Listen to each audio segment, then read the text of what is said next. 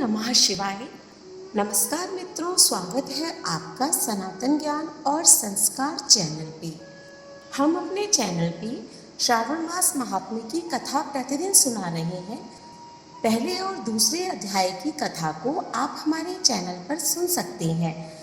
आज हम सुनेंगे श्रावण मास महात्म्य के अध्याय 3 की कथा को। श्रावण मास के महात्म्य की कथा को सुनने से पहले प्रेम से बोलिए ओम नमः शिवाय। सनत कुमार बोले, हे भगवान, आपने श्रावण मासों का संक्षिप्त वर्णन किया है। हे स्वामिन, इससे हमारी तृप्ति नहीं हो रही है, अतः आप कृपा करके विस्तार से वर्णन करें, जिसे सुनकर हे महेश्वर, हे सुरेश्वर, मैं कृतकृत्य हो जाऊंगा। ईश्वर बोले, हे योगीश, जो बुद्धिमान नक्त व्रत के द्वारा श्रावण मास को व्यतीत करता है, वह 12 महीनों में नक्त व्रत करने के फल का भागी होता है। नक्त व्रत में दिन की समाप्ति के पूर्व सन्यासियों के लिए एवं रात्रि में गृहस्थों के लिए भोजन का विधान है। उसमें सूर्यास्त के बाद की 3 घड़ियों को छोड़कर नक्त भोजन का समय होता है। सूर्य के अस्त होने के पश्चात 3 घड़ी संध्या काल होता है। संध्या बेला में आहार, मैथुन, निद्रा और चौथा स्वाध्याय, इन चारों कर्मों का त्याग कर देना चाहिए। गृहस्थ और यति के भेद से उनकी व्यवस्था के विषय में मुझसे सुनिए। सूर्य के मंद पड़ जाने पर जब अपनी छाया अपने शरीर से 2 गुनी हो जाए, उस समय के भोजन को यति के लिए नक्त भोजन कहा गया है। रात्रि भोजन उनके लिए नक्त भोजन नहीं होता है। तारों के दृष्टिगत होने पर विद्वानों ने गृहस्थ के लिए नक्त कहा है। यति के लिए दिन के 8वें भाग के शेष रहने पर भोजन का विधान है। उसके लिए रात्रि में भोजन का निषेध किया गया है। गृहस्थ को चाहिए वह विधि पूर्वक रात्रि में नक्त भोजन करे और यति, विधवा तथा विधुर व्यक्ति सूर्य के रहते नक्त व्रत करे। विधुर व्यक्ति यदि पुत्रवान हो तो उसे भी रात्रि में नक्त व्रत करना चाहिए।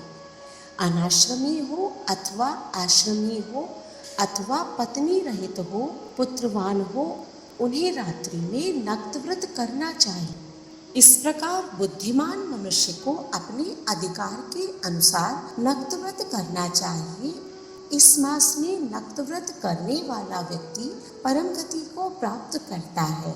मैं प्रातःकाल स्नान करूंगा, ब्रह्मचर्य व्रत का पालन करूंगा, नक्त भोजन करूंगा, पृथ्वी पर सोऊंगा और प्राणियों पर दया करूंगा।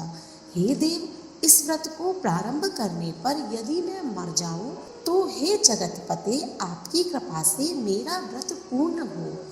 ऐसा संकल्प करके बुद्धिमान व्यक्ति को श्रावण मास में प्रतिदिन नक्त व्रत करना चाहिए। इस प्रकार नक्त व्रत करने वाला मुझे अत्यंत प्रिय होता है। ब्राह्मण के द्वारा अथवा स्वयं ही अतिरुद्र, महारुद्र अथवा रुद्र मंत्र से महीने भर प्रतिदिन अभिषेक करना चाहिए।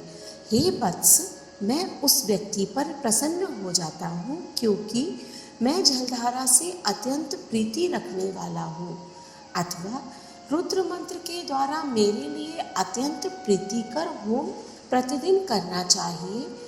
अपने लिए जो भी भोज्य पदार्थ अथवा सुखोपभोग की वस्तु अति प्रिय हो, संकल्प करके उन्हें श्रेष्ठ ब्राह्मण को प्रदान करके स्वयं महीने भर उन पदार्थों का त्याग करना चाहिए।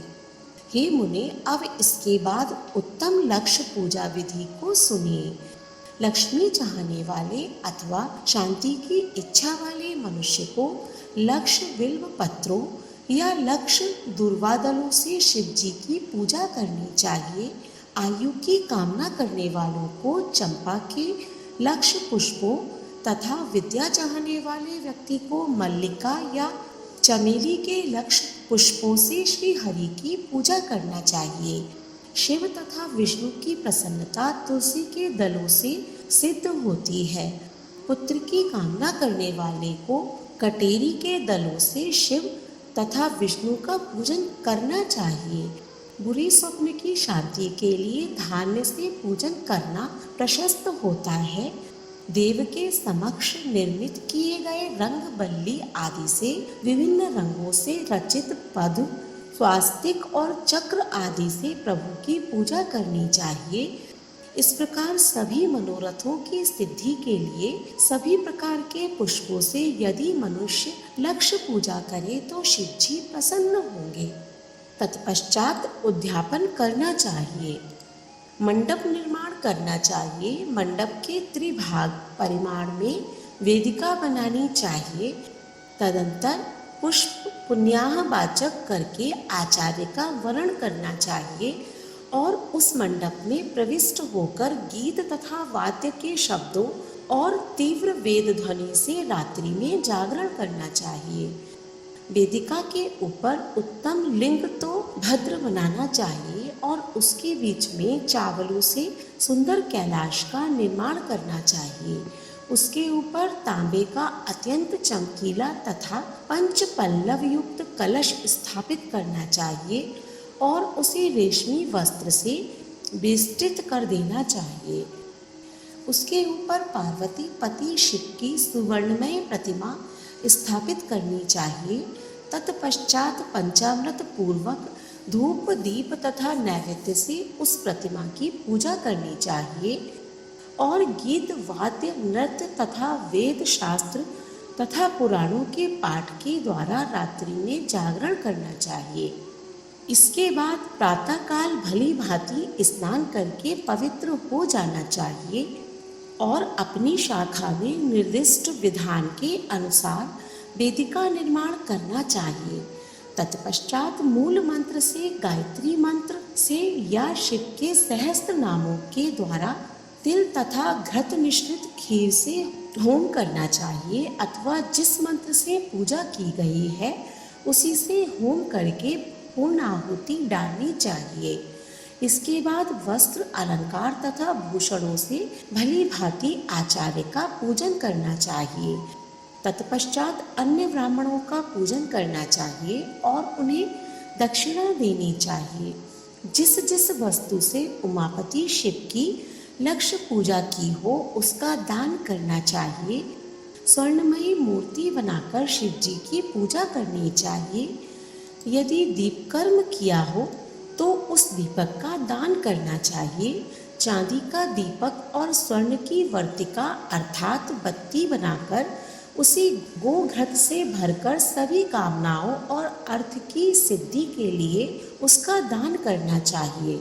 इसके बाद प्रभु से क्षमा प्रार्थना करनी चाहिए और अंत में 100 ब्राह्मणों को भोजन कराना चाहिए। हे मुनि, जो व्यक्ति इस प्रकार पूजा करता है मैं उस पर प्रसन्न होता हूँ। उसमें भी जो श्रावण मास में पूजा करता है उसका अनंत फल मिलता है। यदि अपने लिए अत्यंत प्रिय कोई वस्तु मुझे अर्पण करने के विचार से इस मास में कोई त्यागता है तो अब उसका फल सुनिए। इस लोक में तथा परलोक में उसकी प्राप्ति लाख गुना अधिक होती है।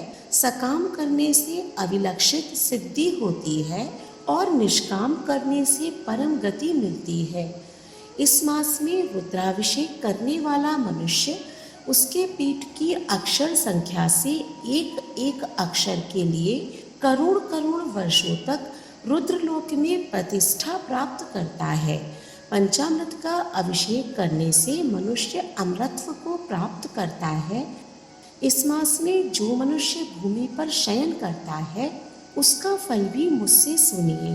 हे द्विजश्रेष्ठ, वह मनुष्य 9 प्रकार के रत्नों से जड़ी हुई सुंदर वस्त्र से आच्छादित, बिछे हुए कोमल गद्दों से सुशोभित, देश तकियों से युक्त, रम्य स्त्रियों से विभूषित, रत्न निर्मित दीपों से मंडित तथा अत्यंत मृदु और गरुणाकर प्रवाल मणि निर्मित अथवा हाथी दांत की बनी हुई अथवा चंदन की बनी हुई उत्तम तथा शुभ शैया प्राप्त करता है। इस मास में ब्रह्मचर्य का पालन करने से वीर्य की दृढ़ पुष्टि होती है। ओज, बल, शरीर की दृढ़ता और जो भी धर्म के विषय में उपकारक होते हैं वह सब उसे प्राप्त हो जाता है। निष्काम ब्रह्मचर्य व्रती को साक्षात ब्रह्म प्राप्ति होती है और सकाम को स्वर्ग तथा सुंदर देवांगनाओं की प्राप्ति होती है। इस मास में दिन रात अथवा केवल दिन में अथवा भोजन के समय मौन व्रत धारण करने वाला भी महान वक्ता हो जाता है। व्रत के अंत में घंटा और पुस्तक का दान करना चाहिए। मौन व्रत के महात्म्य से मनुष्य सभी शास्त्रों में कुशल तथा वेद वेदांग में पारंगत हो जाता है तथा बुद्धि में बृहस्पति के समान हो जाता है। मौन धारण करने वाले का किसी से कलह नहीं होता है, अतः मौन व्रत अत्यंत उत्कृष्ट है। इस प्रकार श्री स्कंद पुराण के अंतर्गत ईश्वर सानत कुमार संवाद में श्रावण मास महात्म्य में नक्त व्रत, लक्ष्य पूजा, भूमि शयन, मौनादि व्रत कथन नामक तीसरा अध्याय पूर्ण हुआ। अगले अध्याय का श्रवण करने के लिए हमारे चैनल को सब्सक्राइब करें और आज के अध्याय के पूर्ण श्रवण के बाद में कमेंट बॉक्स में ओम नमः शिवाय अवश्य लिखें। ऐसी ही धार्मिक वीडियोस देखने के लिए हमारे चैनल को सब्सक्राइब करें। ओम नमः शिवाय।